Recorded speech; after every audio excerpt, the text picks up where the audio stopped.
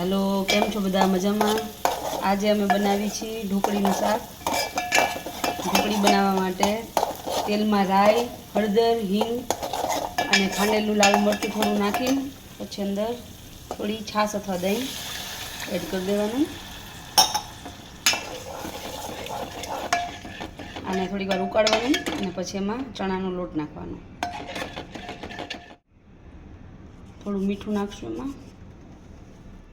आ ढोकळीनुं आंधण थई गयुं छे, उकळशे એટલે હમણાં પતલું થઈ જશે। જાની અંદર ચણાનો લોટ નાખીને ઢોકળી બનાવું છું।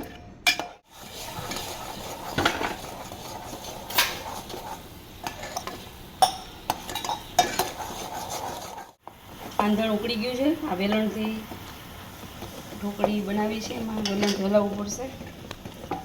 લોટ ચાળીને લેવાનો એટલે લમ્સ ન બને લોટમાં।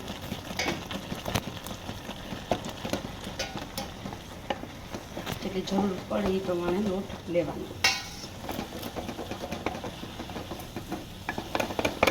થોડી કઠણ કરવાની, ઢોકળી તમે એના કરતાં કરી શકો।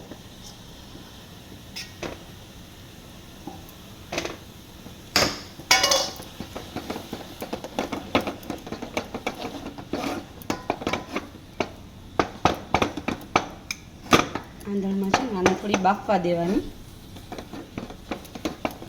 લોટ બફાઈ જાય એટલે કાચો ન લે, કાચો ન લાગે। થોડી વાર ઢાંકીને રાખશું।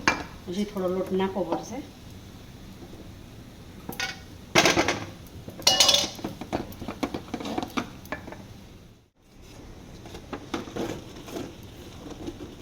આપણી ઢોકળી થઈ ગઈ છે। હવે ઢોકળી માટેનો લોટ તૈયાર થઈ ગયો છે, એમાંથી ઢોકળી બનાવશું।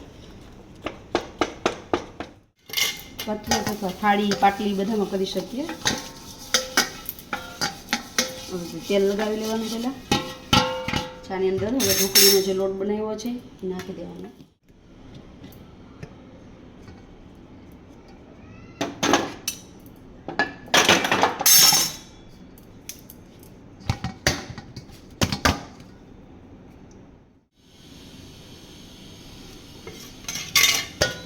તેલવાળા હાથ કરીને હવે એને થોડી પોળી પાડી દેશું।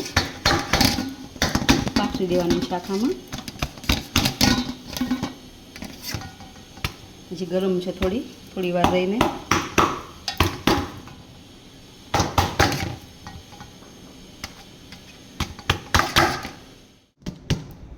ઢોકળીનો લોટ બધો પોળો કરી દીધો છે। હવે આમાં પીસ કરી નાખશું। નાના ઢોકળી આપણે નાની રાખવી મોટી રાખવી એ પ્રમાણે એને પીસ પાડી લેવાના।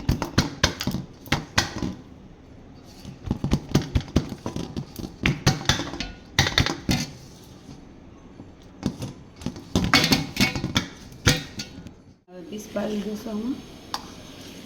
નાના મોટા તમને જે સાઈઝ ગમતી હોય એ સાઈઝના તમે પાડી શકો।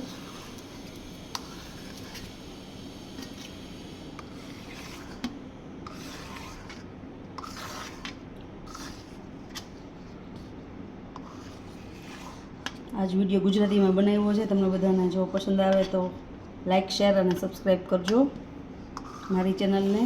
बीजी कई रेसिपी तमारे लोकोने जोई होय तो मने कॉमेंट में कहेजो, तो ये बनावीने देखाड़ीश तमने लोकोने।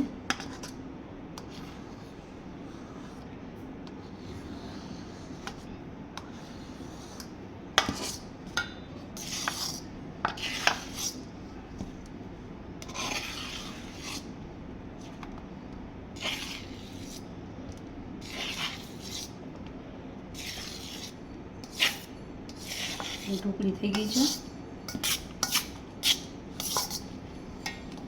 3-4 જણાને થઈ જાય એટલું શાક બનશે આટલી ઢોકળીમાં।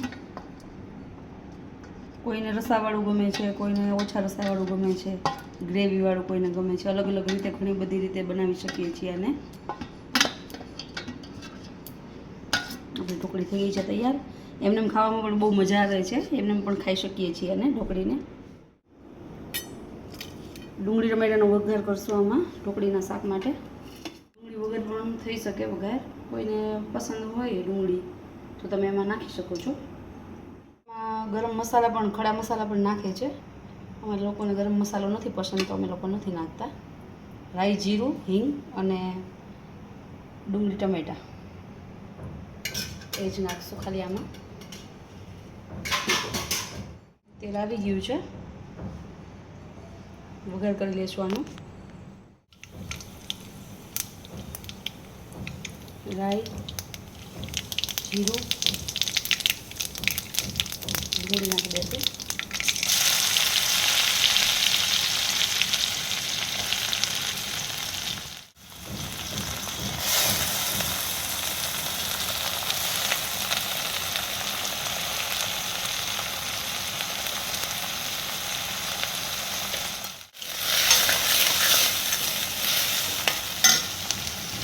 મીઠું નાખી દઈશું આમાં થોડું અને હળદર નાખી દઈશું.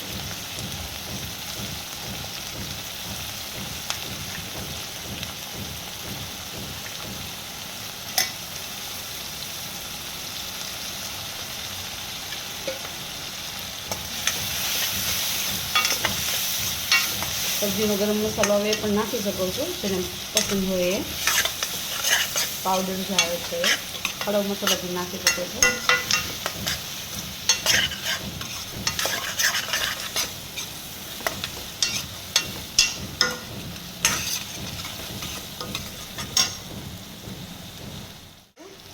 થોડી રેડ જેવી થઈ જાય, બ્રાઉન ટાઈપ, એટલે આને ચડવા દેશું ડુંગળીને. પછી એની અંદર લાલ ખાંડેલું લસણવાળું મરચું, ટમેટાં એ એડ કરશું. આમાં નાખશું લાલ ખાંડેલું મરચું, લસણવાળું,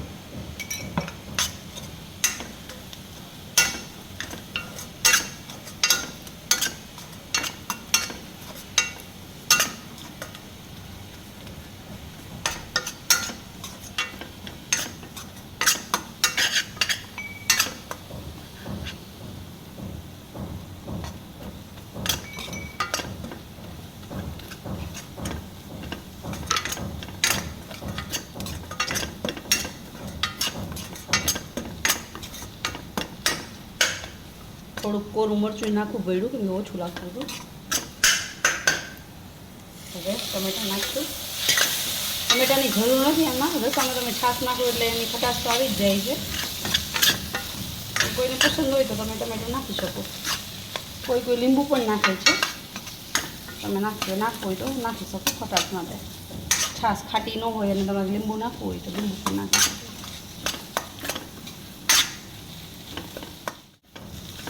થોડી વાર માટે ટમેટાં સોફ્ટ થઈ જાય ત્યાં સુધી ચડવા દેશું. થોડું પાણી નાખશું એટલે ટમેટાં સરખા કડક છે તો સરખા થઈ જાય એટલે પાણી નાખીને ચડવા દેવા પડશે ટમેટાને.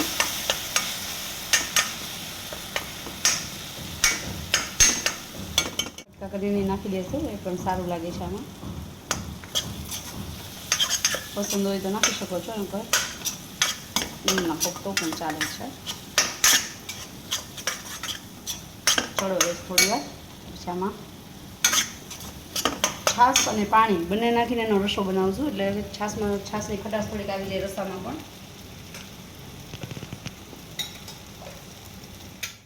હવે આમાં છાશ અને પાણીનો બેનો રસો કરી નાખશું. તમને ગ્રેવી જેવું જો વધારે ગમતું હોય, એવું શાક ભાવતું હોય તો તમે થોડું ઓછું નાખો તો ચાલે. વધારે રસાવાળું કરવું હોય તો થોડું વધારે છાશ અથવા પાણી તમને જે પસંદ હોય એ નાખી શકો છો. એનો રસો થઈ ગયો છે તૈયાર. થોડી વાર ઉકળે પછી એની અંદર ઢોકળી નાખશું. આ જે ઢોકળી ઓલી કરી દીધી ને આપણે, એમાં જે તપેલીમાં જે લોટ હોય ને એની અંદર પાણી નાખીને ઘાટી ગ્રેવી માટે પાણી નાખીને એને પલાળી દેવાનું. અને પછી નાખી શકો છો. એનાથી છે ને આની ગ્રેવી થોડીક ઘાટી થઈ જશે શાકમાં.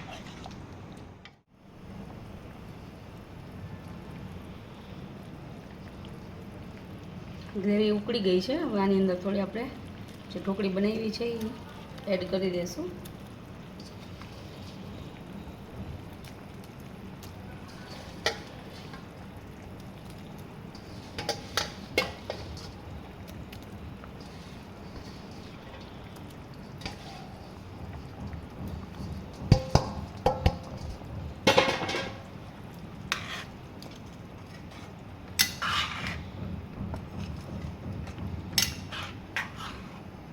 ગ્રેવી છે ઘાટી થઈ જશે, થોડું ઠંડુ પડશે, થોડું આમાં પાણી હજી નાખવું જ પડશે, નહીં તો જમવા ટાઈમે તો બહુ ઘાટું થઈ જશે શાક.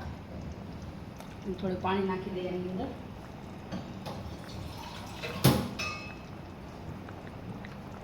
ઢોકળીની અંદર એ રીતે થોડો રસો ચૂસાઈ જશે, એકદમ ડ્રાય બની જશે એટલે નાખવું જ પડશે પાણી.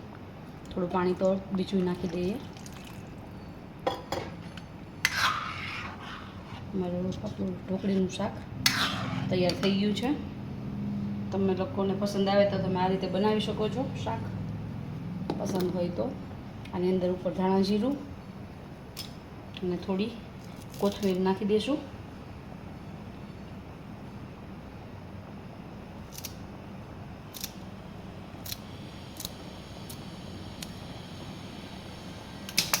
ઢોકળીનું શાક તૈયાર છે.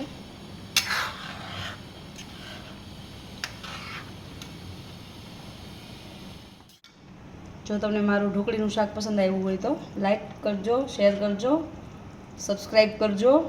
સબસ્ક્રાઈબર બહુ ઓછા છે, મારા સબસ્ક્રાઈબર થોડા વધી જાય.